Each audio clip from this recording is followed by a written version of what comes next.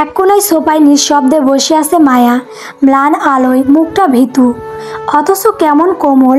সামনে বসে আছে মারুফ, ঠোঁটে এক মৃদু হাসি। আপনি সত্যি আমাকে ভালোবাসেন? মায়া ইশারা করে কথা শেষ করে। মারুফ হেসে তাকায়, শ্যামবর্ণ মুখ, ভীতু চোখে লজ্জা আর ভালোবাসার মিশ্রণ ছায়া।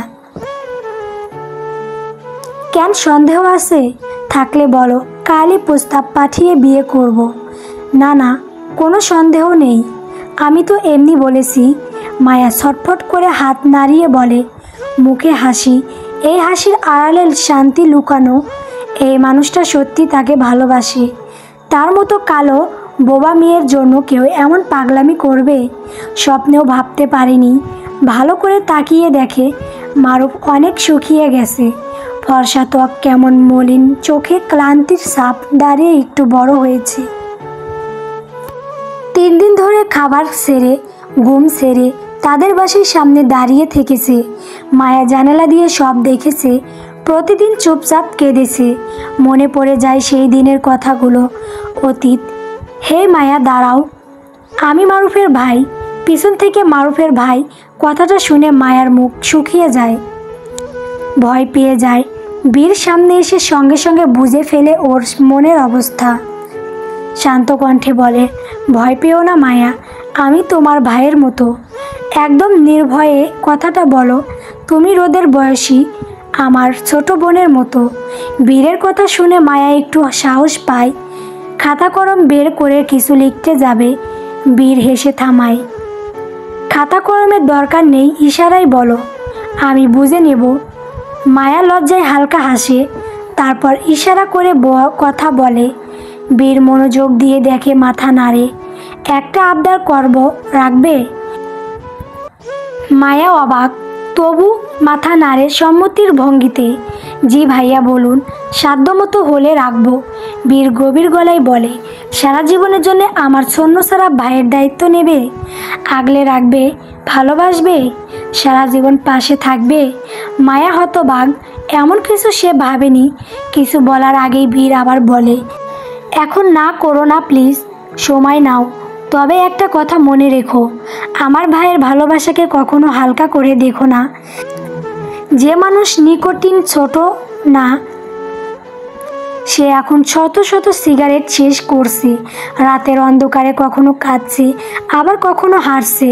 খাওয়া দাওয়া ভুলে গেছে, জীবনটা একদম ভেঙে গেছে। প্লিজ আগলে নাও আমার ভাইকে। বড় ভাই হয়ে একটা অনুরোধ করছি, আমার ভাইকে ভালোবেসে তুমি ঠকবে না মায়া। ভীষণ রকম জিতে যাবে যদি কখনো যদি কিছু হয়। তোমার এই বড় ভাইয়া থাকবে। প্লিজ সময় নিয়ে ভেবে সিদ্ধান্ত নাও। এক নাগারে কথাগুলো বলে বীর থামে। কথাগুলোর মাঝে ছিল ভাইয়ের প্রতি অগাধ ভালোবাসা। এমন ভালোবাসা মায়ার বুক কাঁপিয়ে তোলে। নিঃশব্দে চোখ বেয়ে জল গড়ায়। সে ভাবতে পারে না একজন পুরুষ তাকে করুণা নয়, সত্যিকারে ভালোবাসা দিতে পারে। কলেজে সবার সামনে যখন মারুফ তার সামনে হাত পা ধরে কেঁদেছিল, তখনও সে তাকে ফিরিয়ে দিয়েছিল। আজ বুঝতে পারে এটা ভালোবাসা ছিল, করুণা নয়। কেউ তার ওপর করুণা করে এমন পাগলামি করবে না নিশ্চয়।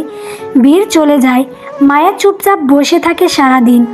পরের দিন ভার্সিটিতে যায়, কিন্তু মারুফ আসে না। সন্ধ্যার পর জানালায় গিয়ে দেখে দাঁড়িয়ে আছে রাস্তায়। মায়া ছুটে যায় বাইরে। শরীর কেমন কাঁপছে, গিয়ে কপালে হাত দেয়। গরমে পুড়ে যাচ্ছে শরীর। ইশারায় বলে, আপনার তো ভীষণ জ্বর, এখানে কি করছেন? ওষুধ খেয়ে বাসায় রেস্ট করুন। মারুফ হালকা হাসে, ওষুধ খেতেই এসেছি, এই যে এখন ভালো লাগছে। এই বলে হঠাৎ হেলে পড়তে গেলে মায়া দ্রুত ধরে ফেলে, গাড়ির দরজা খুলে বসায়। এসব কি পাগলামি করছেন? ডাক্তার দেখিয়েছেন? মারুফ মাথা নাড়ায়। যে অসুখে কারণ তুমি, ডাক্তার দেখিয়ে কি করব? দেখো তোমার ছোঁয়া পেতেই ভালো লাগছে, সব জ্বর উধাও। মায়া আর নিজেকে সামলাতে পারে না, ফুপিয়ে কেঁদে উঠে। মারুফ আলতো করে জড়িয়ে ধরে। সেই জড়িয়ে ধরা যেন পৃথিবীর সব আশ্রয়। ভাবতে অবাক লাগছে, এই পাষাণ মেয়েটা তার জন্য চোখ ভিজাচ্ছে। ভালোবাসা, মায়া ছোট্ট বিড়ালের মতো মাথা তুলে টইটুম্বুর চোখে তাকায়। বীর ভাইয়ের কথা মনে পড়ে যায়। আগলে রাখবে আমার ভাইকে, ভীষণ ভালোবাসি, ভালোবাসবেন আমাকে সারা জীবন। মারুফের নিঃশ্বাস ভারী হয়ে আসে। মনে হয় স্বপ্ন দেখছে। আজ প্রথম মনে হচ্ছে সে মায়ের ইশারা ইঙ্গিত বুঝতে অক্ষম। আবার জিজ্ঞেস করে, কি বললে? ভালোবাসবেন আমাকে, ভালোবেসে জড়িয়ে রাখবেন আপনার জীবনের সাথে সারা জীবন। মায়ের মুখে লজ্জা মেশানো হাসি মারুফের চোখে ভিজে ওঠে। এই প্রথম সে অনুভব করে অপ্রকাশিত ভালোবাসা যখন মেলে তখন এমনই শান্তি আসে। শেষ নিঃশ্বাস ত্যাগ করা পর্যন্ত নিজের সর্বোচ্চ দিয়ে আগলে রাখবো, এই বলে মায়াকে শক্ত করে জড়িয়ে ধরে। মায়াও আর বাধা দেয় না। রাতের তারা সাক্ষী থাকে তাদের ভালোবাসার। সেই রাতে তাদের দুজনের নিঃশব্দ প্রতিজ্ঞায় তৈরি হয় এক চিরন্তন বন্ধন। মায়া, এখানে কি করছিস ওর সাথে? পিছন থেকে ভাইয়ের কণ্ঠে অতীত থেকে বেরিয়ে আসে মায়া। ভয়ে ভয়ে পিছনে ফিরে তাকায়। কেন, এমনি কথা বলতে পারে না নাকি? বীরের কথায় সে জাত পিছন ফিরে তাকায়। বলতে পারে, একলা দেখে জিজ্ঞেস করলাম। কিছুদিন পর একলা এক রুমেই থাকবে। হোয়াট? নাথিং মারুফ। মায়া, চলো কেক কাটবে, তেজুরানি ডাকছে। বীরের কথায় দুজনেই উঠে বসে। তিনজন একসাথে এগিয়ে যায়। পিছন থেকে সে জাত ভয়ঙ্কর দৃষ্টিতে তাকিয়ে থাকে। সকালে কল দিয়ে জানিয়েছে বিয়ে ক্যান্সেল। সেই থেকে ওর মেজাজ খারাপ। মোবাইল বের করে পার্টির সব আপডেট একজনকে পাঠিয়ে দেয়। রিহানের ধ্বংস করেই ছাড়বে, নিজের কাছে প্রতিজ্ঞা করে। রিহান হাত ধরে তেজুকে কেকের সামনে নিয়ে আসে। সেখানে আগে থেকেই সবাই ছিল। তেজু ইশারা করে বীরকে আসতে বলে। বীর তাই মারুফ আর মায়াকে ডাকতে যায়। আর ঠিক তখনই কথাগুলো শুনে জবাব দেয়। তেজুর সামনে তাকিয়ে দেখে বীর ভাই আসছে, সাথে মারুফ আর মায়া। তবে কি তার সন্দেহ সত্যি? হঠাৎ পিছন থেকে কাপড়ে টান পড়তেই বুক কুঁচকে তাকায় তেজু। What the hell? ড্রেস ধরে রাখছেন কেন? রাগী স্বরে কথাটা রিহানের উদ্দেশ্যে ছুড়ে দেয় তেজু। গ্রাউন্ড অর্ধেকটা রিহানের হাতের মাঝে। রিহান কিছু না বলে গ্রাউন্ডটা হাতের মাঝে নিয়ে ওপরে তুলতে তুলতে বলে, চুপ থাক বিয়াদব, গলা উঁচিয়ে কথা বলছিস কার সাথে? পার্টিতে অনেক মানুষ, সিনক্রেট করে মাথা খারাপ করিস না। দেখছিস না কাপড় ফ্লোরে গড়াগড়ি খাচ্ছে? তো বিরক্তিতে কপাল গুটিয়ে যায় তেজুর। এসব লুতুপুতু তার ভালো লাগে না। কত মানুষ হাঁটছে, তাদের পায়ের নিচে পড়লে তখন মরবি, তাই সেভ করে রাখছি। তেজুর রাগে ও জিদে ড্রেস এক টানে নিজের কাছে নিয়ে আসে। আমি নিজেকে সেভ করতে জানি, এইসব আগলা পিঠ একদম দেখাবেন না। রিহান ব্রো কুচকে তাকায়, কিছু বলতে যাবে, ঠিক তখনই বাইরে চোখ পড়ে। এক মুহূর্তে মেজাজ তুঙ্গে উঠে যায়। রাগী চোখে তেজুর দিকে তাকায়। তেজুকে কিছু না বলেই হেঁটে সোজা বাইরে চলে আসে। স্বস্তির নিঃশ্বাস ফেলে তেজু। মানুষটাকে দেখলেই ঘেন্না লাগে, শরীর জ্বলে। আল্লাহ জানে এই মানুষটার কারণে কত মেয়ের ফুলের মতো জীবন নষ্ট হয়েছে। একবার দূরে তাকিয়ে দেখে ইমাদ সরকার আর ইফাত সরকার তার দিকেই তীক্ষ্ণ দৃষ্টিতে তাকিয়ে আছে। তেজু নিজেও সেদিকে তাকিয়ে বাঁকা হাসি। তো আপনারা এখানে? মা দেখলে কি হবে ভাবতে পারছেন? আপনাদের সাথে আমাদের বাসার কোনো সম্পর্ক নেই, ভুলে গেছেন। অব্রর কথায় ইফাত ব্রো কুচকে তাকায়, কটাক্ষ করে বলে, এই দিকে না থাকলে কি হবে, অন্যদিকে তো আছে। এমনিতে আমাদের খালামণি চিনবে না, সেই তো ছোটবেলা একবার দেখেছে। সো টেনশন নিয়ে প্রেশার বাড়ানোর দরকার নেই। কিন্তু তোমাদের এখানে আসা ঠিক হয়নি। ইমাদ ইফাত পাশ থেকে চেনা স্বরে ভালো করে তাকায় দুই ভাই। মাস্কের আড়ালে মানুষটা যে ফাদার বুঝতে অসুবিধা হয় না, একটু ভয় পায় হাজার হলেও তাদের সবার সিনিয়র। আসলে আমরা আসতে চাইনি, রিহান জোর করেছে। কপাল গুটিয়ে যায় অব্রর। বুঝতে পারে না এদের রিহান কেন জোর করে এখানে নিয়ে আসবে। আজকাল রিহানকে সে বুঝতে পারছে না, তার তৈরি করা রোবট এখন অন্য কারো নিয়ন্ত্রণে চলে যাচ্ছে। খুব করে বুঝতে পারছে। আশেপাশে তাকিয়ে দেখে রিহান নেই। ছোট্ট করে জবাব দেয়, ঠিক আছে, এসেছো যখন থাকো, কিন্তু কোনো রকম গণ্ডগোল যেন না হয় তোমাদের দ্বারা। ভুলে ক্রমে ও মায়ের সামনে যাবে না, ওকে? অপর কথায় দুজনের সাই জানায় এনজয় করতে তাকে পার্টি, অথচ তারা জানে না এই পার্টিতে এসেছে জীবনে কত বড় ভুলটা করেছে। রিহান বাইরে এসেছে, চারদিকে তাকায়। তার দেখা জিনিস কখনো ভুল হয় না।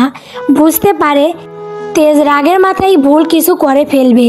রিহানের আড়ালে যাও ঝোপের মাঝে লুকিয়ে আছে কিছু কালো পোশাকের মুখোশধারী লোক। তীক্ষ্ণ চোখে রিহানের চলাফেরা পর্যবেক্ষণ করছে। রিহানের ষষ্ঠ ইন্দ্রিয় জানান দেয় তারা আশেপাশেই আছে। বাড়ির দিকে তাকিয়ে দেখে তেজ তাকিয়ে আছে, চোখে আগুনের ঝিলিক।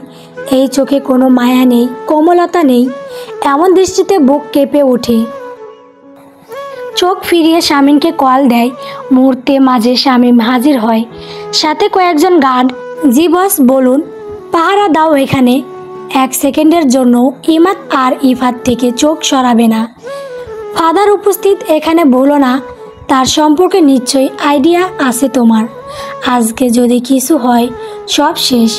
ওকে বস, আমরা খেয়াল রাখছি, চোখে চোখে রাখবো।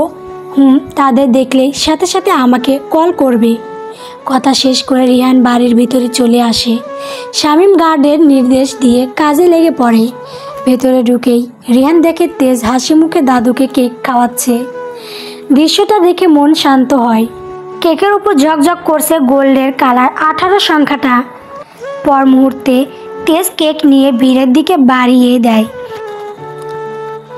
এটা দেখে দ্রুত এগিয়ে এসে কেকটা নিজের মুখে তুলে নেয়। তার কাজে সবাই হতভম্ব। তেজুর মুখে ঘেন্না চেয়ে যায়। ভাবতেই পারছে না এই নিকৃষ্ট মানবকে সে নিজের হাতের কেক খাইয়েছে। ইচ্ছে করছে কেকটা উল্টে দিতে। রাগে কাঁপছে শরীর।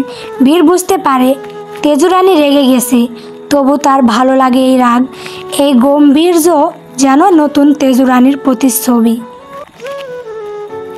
ইশারায় শান্ত হতে বলে। তেজু চারপাশে তাকিয়ে চুপ থাকে।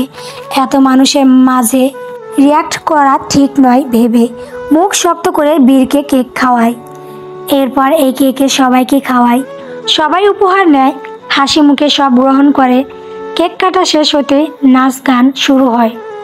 তেজু ভালো লাগে না, মনটা ভারী হয়ে আসে। বুকের ভেতর ক্রোধ জমে উঠেছে। এই মুহূর্তে ইচ্ছে করে তাদের একটাকে শেষ করে দিতে, কিন্তু পারে না। এক অদৃশ্য বাঁধন ওদের আগলে রেখেছে। চুপচাপ উঠে দাঁড়িয়ে উপরে চলে যায়। তেজুকে চলে যেতে দেখে সবাই অবাক। বার্থডে গার্ড চলে যাচ্ছে দেখতে ভালো লাগে না। রিহান বোঝে তেজ রেগে গেছে। সব থেকে সবার উদ্দেশ্য বলে উঠে। পার্টি শেষ। রিহানের কথায় সবাই নিজ নিজ পথে চলে যায়।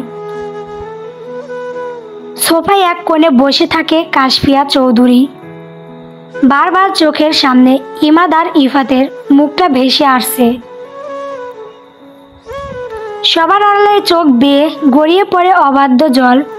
তাদের এত কাছ থেকে দেখেও ছুঁয়ে দেখতে পারেনি, শুধুমাত্র ভয়ে।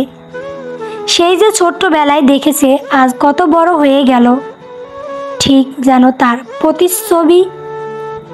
বুঝতে পারছে না কে ইনভাইট করছে ওদের। অব্র কখনো করবে না তার জানা আছে, অরণ্যও করবে না। তাহলে কি বীর বা রিহান? বীর করবে না, কারণ সে দেখেনি, তাদের রিহান দেখেছে। তবে কি ওদের রিহান এখানে নিয়ে এসেছে? কিন্তু কেন?